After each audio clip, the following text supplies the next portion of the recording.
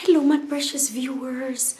How are you guys doing? And girls, let's talk about a controversial subject, calories. You know, calories, what are calories really? Scientifically, it's determined, I think it's defined as the amount of heat necessary to raise, I think, the temperature of water by 1 degree Celsius. I think, I'm not sure. I'll look it up. I'll put it below this. But what is heat? Heat is energy. I personally sit with certain people and I feel after 30 minutes of talking to them, I feel depleted. Those are calories and energy of my body that is lost. I also have experienced sitting with certain people and I feel energized. I just want to take over the planet because they leave me inspired and they trigger my mind, and it's just like they give me transfer energy to me. And at that time, I'm not hungry when I leave their presence. But when I'm with people that deplete my energies, my calories, I feel hungry after. And I think that a calorie is an energy, and it can be gotten in different ways. If you sit in the sun for 15 minutes to 20 minutes, you'll feel energized. If you sit for 1 hour or more in a strong sun, you feel depleted. So energy is transferred and exchanged in many different ways.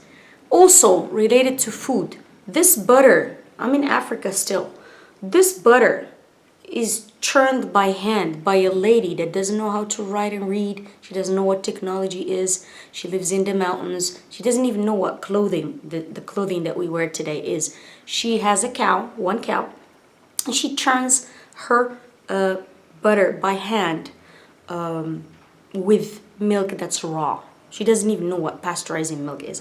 So I've ingested some of this butter in the last few days in my buttery brew. It's very strong. It tastes delicious, but it's very powerful. You can't have that much. So in America, I have 2 tablespoons of butter and it's not enough, and I have more and more. So energy and calories are not the same in different foods. A cup of spinach from here, from Africa, where it has been raised in, grown in land that has no pesticides and has not been exploited too much, is very different. It holds a lot more energy than calories from a field that produces spinach every week, you know. Very, very different, and has pesticides and things like that. So do not be fooled by calories. I think energy and vibration of food is much more indicative of the amount of energy it's going to give you and the calories and the healing it's going to give you, rather than the actual math you're going to do with grams and calories. So that said, also we lose and we gain calories from different things. If you swim, you'll get minerals in your body. Those are calories and energy, you know. And when I go in the hot mineral waters, that's why I'm addicted to that, I feel so energized. I feel like I had a meal. So it's very, very important to understand that. But of course, you are in certain phase of your life, and I was in a phase where I was counting calories, and I think it's important to count calories when you're beginning your health journey. I highly suggest you download MyFitnessPal and count your calories when you're beginning the ketogenic diet.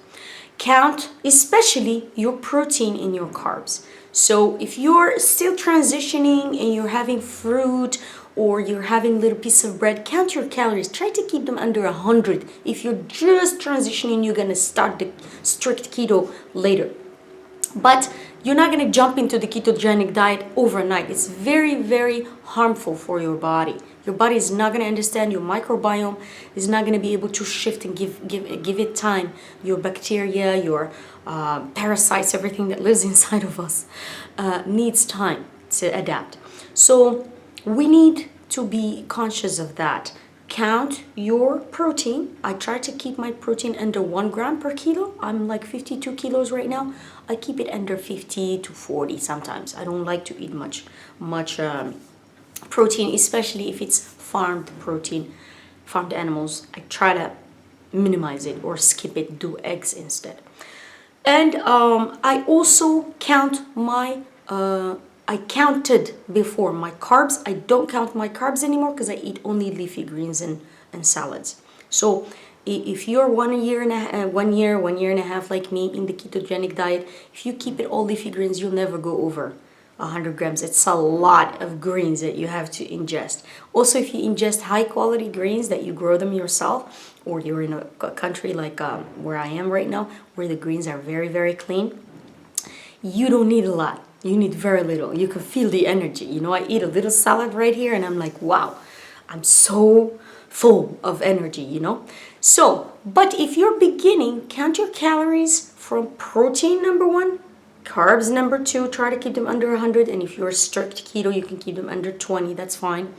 And also, and I don't suggest counting your fats. I counted my fat for a little bit, but I realized it's useless. Why? Because fat has a signal. And if you have too much, your brain you'll be like, ugh, I had too much butter, you know, or too much oil or too much, you know. So fat, for some magical reason, is born and created with a signal.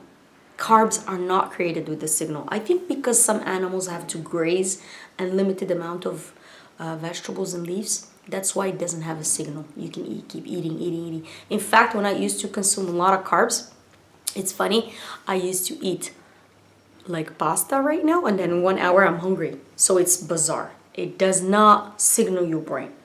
On the opposite side, on the other hand, fats do signal the brain. And if they're high quality fats like this, I think you will have enough really fast.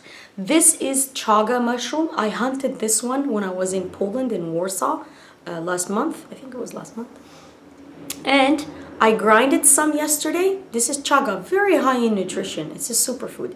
And I grinded some and I boiled it for 5 hours and I drank some of it yesterday.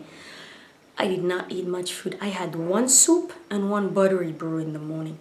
That's it. Amazing. You don't eat much when you have superfoods and high nutrient and minerals, and you expose yourself to the sun, you swim, you're in contact with nature, you're in contact with good people that vibrate good energy. When you're not in an enclosed environment, your calories of food that you need very, very small. So that's all I wanted to share with you. It is important to count calories if you're just starting and you're establishing a relationship with food environment. Slowly you will notice that the more quality foods you eat, the less you need. And also you will notice that you have to choose the presence and the company of the people around you. Some people will drain your energy, some people will give you energy. So that's very important as well. And try to stay in touch with nature as much as you can. A lot of love.